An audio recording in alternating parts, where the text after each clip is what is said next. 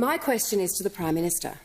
Prime Minister, in the last 4 months alone, you were caught not knowing the cash rate, not knowing the unemployment rate, not knowing that Australia's borders were open, not knowing your own NDIS policy, and not knowing how to keep women safe on work sites. Right.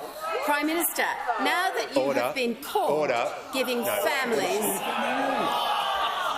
The Deputy Leader will resume her seat. I think I know where the Leader of the House is going. To assist the House and to assist the Deputy Leader of the Opposition, I'd ask her to rephrase the end part of the question to make sure it's not reflecting on— you can repeat the question as long as it does not reflect upon the Prime Minister. I call the Deputy Leader of the Opposition to rephrase the question. My question is to the Prime Minister. My question is to the Prime Minister. Prime Minister, in the last 4 months alone, you were caught not knowing the cash rate, not knowing the unemployment rate, not knowing that Australia's borders were open, not knowing your own NDIS policy, and prioritising the CFMEU over women's safety on work sites. Prime Minister, now that you have been caught giving families false hope about a $275 cut to their power bill, why won't you fess up and apologise to struggling Australians? Order. Order. Members on my left, and I'll call the Prime Minister. I thank the Deputy Leader for her question, which goes to what's occurred over the last 4 months. And there's one date in particular sticks in my mind over the last 4 months, and it's the 21st of May 2022. On the 21st of May 2022, 77 members of the Australian Labor Party were elected to the House of Representatives.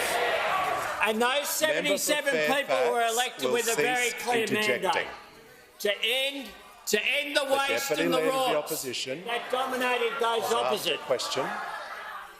To end the corruption that occurred by having a national anti-corruption commission. To make sure that we had fairness in the workplace by reforming industrial relations. To give the lowest paid workers on $20.33 an hour, $1 a week, $1 an hour increase.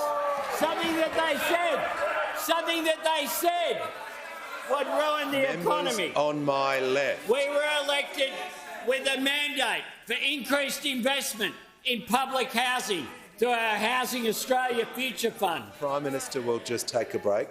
The Deputy Leader of the Opposition. Point of order, Mr Speaker. Why is there all this shouting in a family-friendly parliament? The member will resume her seat. That is the second time in a row that she has done that. I warned her specifically yesterday about taking points of order during question time to disrupt question. I want to be very clear on this. She is right down to the wire in terms of pushing me at the moment to ensure that we keep question time flowing. I can't be clearer than that. I call the Prime Minister. I was asked, Mr Speaker, about the last 4 months, and I'm going through the last 4 months, which I must say I've had worse 4 months. I've got to say that, Mr Speaker, because in the last 4 months, what we've also done, isn't it, is advance the interests of the Australian people who have wanted action on climate change. With a 43% reduction by 2030, where the legislation will be carried.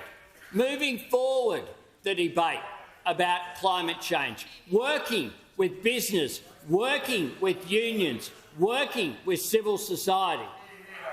And that's why, as well, we've convened the Jobs and Skills Summit that will occur, as well, within 4 months of that election on May 21st.